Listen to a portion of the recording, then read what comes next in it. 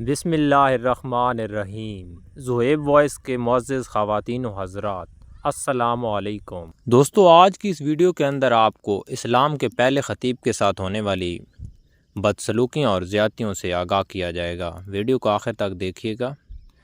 حضرت ابوبکر صدیق رضی اللہ تعالیٰ عنہ کو دیکھیے کہ ابھی اسلام کا آغاز تھا اور صرف 38 آدمی مسلمان ہوئے اور مکہ کی بستی کافروں سے بھری ہوئی تھی۔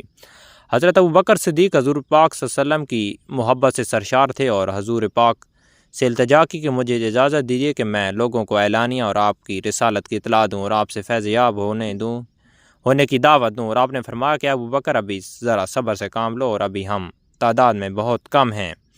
حضرت ابوبکر صدیق پر غلبہ حال طاری تھا اور انہوں نے پھر اصرار کیا اور حتیٰ وسلم نے اجازت دے دی اور حضرت ابوبکر صدیق نے بے خوفی اور خطر لوگوں کو اللہ اور اس کے رسول کی طرف دعوت دی۔ حافظ ابن کثیر رحمۃ اللہ علیہ لکھتے ہیں کہ حضور پاک کی بعثت کے بعد حضرت ابوبکر صدیق پہلے خطیب ہیں جنہوں نے لوگوں کو اللہ کے رسول کی طرف بلایا، اور مشرکین مکہ آپ پہ رضی اللہ تعالیٰ عنہ پر ٹوٹ پڑے اور آپ کو سخت پیٹا اور روندا۔ عتبہ بن ربیعہ نے آپ کے چہرے پر بے تحاشا تھپڑ مارے اور آپ قبیلہ بنو تمیم سے تھے اور آپ کے قبیلے کے لوگوں کو خبر ہوئی تو وہ دوڑے ہوئے آئے، مشرکین سے انہیں چھڑا کر ان کے گھر چھوڑائے اور حضرت ابوبکر صدیق بے ہوش تھے اور لوگوں کا خیال تھا کہ وہ جان باز نہ ہو سکیں گے۔ وہ دن بھر بے ہوش رہے اور جب شام ہوئی تو آپ کو ہوش آیا اور آپ کے والد ابو قحافہ اور آپ کے قبیلے کے لوگ آپ کے پاس کھڑے تھے اور ہوش آتے ہی پہلی بات انہوں نے یہ کہی کہ رسول پاک کہاں ہیں اور کس حال میں ہیں، اور ان کے قبیلے کے لوگ سخت برہم ہوئے اور انہیں ملامت کی کہ جس کی وجہ سے تم ذلت اور رسوائی اٹھانی پڑی ہے یہ مار پیٹ تھی اور تمہیں برداشت کرنی پڑی۔ ہوش میں آتے ہی تم پھر اس کا حال پوچھتے ہو، اور ان عقل کے اندھوں کو کیا خبر تھی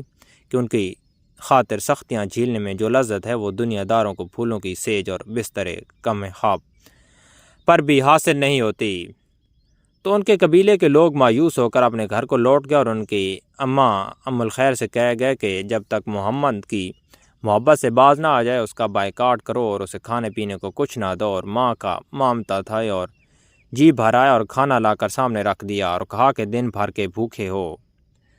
کچھ کھا لو۔ حضرت ابوبکر صدیق نے کہا کہ ماں، اللہ کی قسم میں کھانا نہیں چکھوں گا اور ماں کا پانی کا گھونٹ تک نہیں پیوں گا جب تک حضور پاک کی زیارت نہ کروں۔ حضرت عمر رضی اللہ تعالیٰ عنہ کی بہن ام جمیل آ گئیں اور بتایا کہ حضور پاک بخیریت ہیں اور دارالارقم میں تشریف فرما ہیں۔ حضرت ابوبکر صدیق چور تھے اور چلنے کے قابل نہ تھے، اپنی ماں کا سہارا لے کر بارگاہ رسالت میں حاضر ہوئے۔ حضور پاک ان پر جھک پڑے اور انہیں چوما اور حضور پاک پر سخت گریہ طاری تھا،